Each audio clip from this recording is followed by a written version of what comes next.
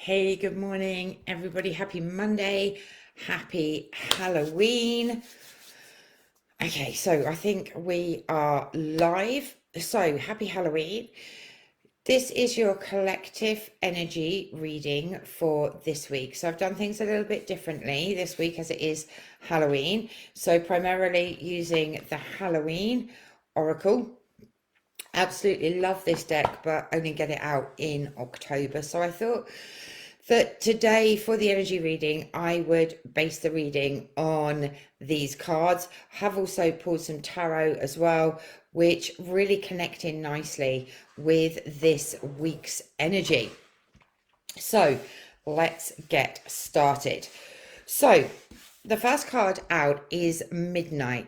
Now, Midnight really talks about the darkness that we go through. So, that dark night of the soul, and all the other issues, problems, and bits and pieces that we experience in our human existence, right? So, the little chant that comes with these cards. So, I will read the chant from the book. Okay, so it says, she says, and she can't see it. It says, the dark it envelopes me. The witching hour awaits. True magic and enchantment and spells that change fates. Okay, so this is an opportunity to look at what's really going on around you. What are the things that are holding you back and stopping you from really creating what it is that you want to create in your life? Okay, we all go through hurt, pain, trauma, and all of those things, right, that are here to teach us, to help us to move forwards, to allow us to gain wisdom, and all of those different energies, right, which is really, really important. But also within that are self-sabotaging behaviors as well. You know, we put our own restrictions and limitations on ourselves as well through procrastination, self-sabotage, limiting beliefs, all of those different things, right? So the midnight hour really talks about allowing yourself to relax into what is going on around you and really feel those feelings so that you can bring them to the surface, so that you can start to release them, right? And start to go through a healing process, right? And this really links in nicely with the devil, okay, which is one of the cards that came up from the tarot. And for me, that this is very much about those self-imposed restrictions. Okay, so like I said, you know, the procrastination and not taking action, the perfectionism, limiting beliefs, addictions, all of those different things. All right, so it's definitely time to bring an awareness of what's going on with these two cards, right? So that you can start to release, you can start to heal, okay, and you can start to move forwards from those things. So learn the lessons, right? So whatever trauma you've got going on, or whatever issues or problems you've got going on, what are they here to teach you? How are they here to help you move forwards? What lessons do you need to learn from these? Okay, because these are really, really powerful in helping you to take the next steps and take the next actions. So the next card is the cauldron.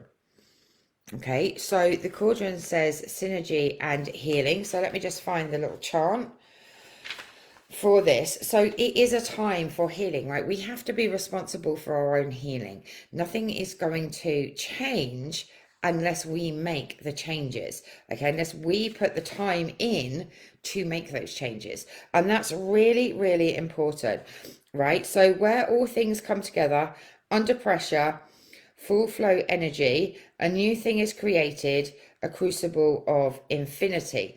Okay, so the cauldron, effectively, you can mix your own potions, you can make your own spells, you can make changes. So whether you want to you know, delve into a little bit of witchcraft and start creating spells, and those kind of things, that can be really, really powerful. Ritual spells, all of those things can really be instrumental in helping us to make changes, to bring in our own healing, okay? Because it's all about the intent. It's not about the thing that you do, i.e. the making of the spell or casting of a spell or doing the ritual. It's about the intent that is behind it to create your own healing. Okay, so the little chant that comes with this is where all things come together under pressure. I've already said this, but I'm saying it again. Flowful synergy. A new thing is created, a crucible of infinity. Okay, so you have to take responsibility for your own healing, right?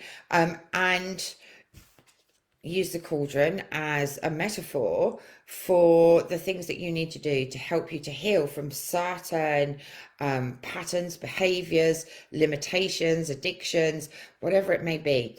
Okay, so this links quite nicely with the devil, okay, which talks about all of those self-imposed things that we put on ourselves and the trauma and all of those things that we go through.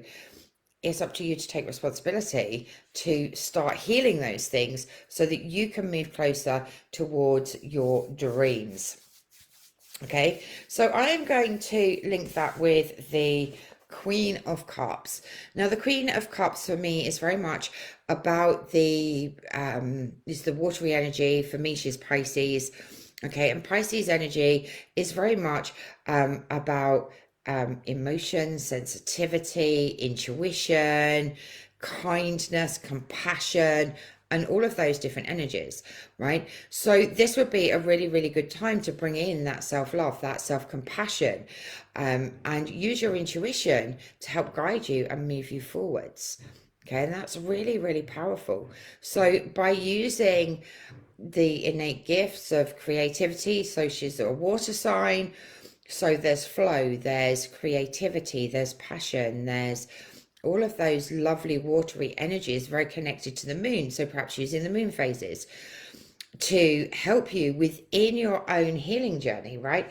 You can make your own kind of healing mixture, right? You've got the cauldron. The cauldron can make and mix up whatever it is that you want. So the Pisces energy of the Queen of Cups is very much linked to the energy of the moon. Okay, so maybe using the moon phases for different healing, right? Using rituals, using spells, again, all of those things really, really link together. She's creative, she's intuitive, she's sensitive, she's emotional. Okay, so by using all of those energies, really connecting into your own emotions, what needs to be released, what needs to be let go of, right? And tuning into that intuition and the lessons that need to be learned and the healing that you can create within yourself. Okay, so with that, we have, this came up last week as well, Lady de los Muertos. Okay, so she is the Lady of Death, effectively. So letting go of all of those parts of you that are not authentic. Okay, so she's about acceptance and equality, and she really encourages you to step into your authenticity, to really be who you were born to be. Okay, so let's have a look at her little chant. Okay, so the light's not good for reading. Pale you step out of the night, in red lace fall flowers upon your crown. You bring the beauty to death, the equality and joy of the underground. Okay, so she is very much about acknowledging that death is not the end. Okay, death is merely the opportunity to let go of what isn't serving us, ready for a fresh start. Okay, and rebirth. So we're not focusing here on death as in, you know, things are going to come to a brutal end. What we're talking about is the death of things that are not serving us, so that we can have that fresh start, so we can bring in that healing process, so that we can start to heal our souls, so that we can start to heal whatever needs to be healed within our lives. Okay, so she brings a nice powerful energy through with her. Okay, so I am going to connect that to the 10 of Cups, which is very much about that relationship with yourself, the masculine and the feminine energy. As you can see, we've got a cat and a dog. here. So opposites attract, for sure. But it's very much about bringing in that self-love, that self-care, treating yourself with love, honor, respect, um, abundance, joy. You're doing things for you that really, really ignite your soul, that set your soul on fire.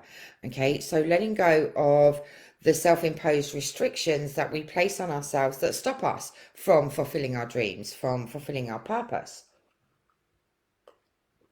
So having an awareness of that is really, really powerful. And she can bring that awareness to you. Sorry. Okay. Okay, so then we have the Skull of Stars, which is infinite possibilities. And I have teamed this one up with the star. Okay, so all of these cards fell out. Okay, so I've just linked, I took 4 tarot that just fell out and 4 Halloween oracles, and they've just paired naturally really, really nicely. So the Skull of Stars, there are infinite possibilities for you. The more that you heal, the more opportunity and possibility is going to come your way. Okay, so the little chant with this is, why think so small when galaxies spin within? Realize that you are made of the stuff of stars and infinite possibilities begin. Okay, so this is a time to really think bigger, to really think about those dreams and those desires that you have, and knowing that, like, in your core, know in your core that you can achieve anything that you want to achieve. Okay, you can have anything that you want to have. You can experience anything that you want to experience. You just need to believe and take action to help you to get there. Okay, so this is time to really think about your future. You may have been through trauma, you may have been through all sorts of different things, which would have helped you grow. It's all there to teach you something, to help you to grow, to help you experience different things, right? But you can either sit in that energy of, woe is me, life keeps happening to me, everything I do goes wrong, people always let me down, or whatever it may be. You can stay in that energy, or you can look at what you've learned from those experiences. You can look at what you need to change and let go of to change the patterns and the behaviors and all of those things that call in the same things over and over again. You can go through the healing, right, and heal your soul and learn the lessons that those experiences have come to teach you. And then you can start to really think about, what do I want next, right? What do I want to achieve? What do I want to experience? What do I want to learn? And what do I want my life to look like? Okay, and this is the opportunity to dream really, really big, because the universe is limitless, right? You can have anything that you want to have. You have to believe and you have to take that action. You have to have the right mindset. So if you're focusing on scarcity, lack, bad relationships, the same patterns keep appearing in your life, right? You're just going to keep attracting the same thing. So if you then focus on, okay, well, this is my new dream. Okay, I want to move house. I want to move to my dream house, right? Get clear and specific about what that dream house is, right? What it looks like, where it's located, how many bedrooms it has, does it have a garage, garden, get really, really specific, right? And focus on that. Okay, don't focus on the things that are going wrong. Focus on that, okay? Because there are infinite possibilities available to you. You just have to dream big and reach out for them, okay? And that teamed up with the star. So for me, the star is the card after the tower, and the tower is where everything comes crashing down. But the star comes forward with this light, and it almost looks like it almost looks like she is sprinkling stardust, right, over, this is the crash tower down here, and she's sprinkling starlight, right, which brings hope. Okay, the star is very much about hope. It's about those new dreams and desires. It's about building solid foundations to get you to where it is that you want to be. So it links in really, really nicely with infinite possibilities, right? Because after all of this devastation, there is still hope, right? And this gives you the opportunity to rebuild, to start moving in the right directions, to start moving towards your dream with the help of the universe, right? Just imagine that the universe is sprinkling stardust on you to help you to move forwards.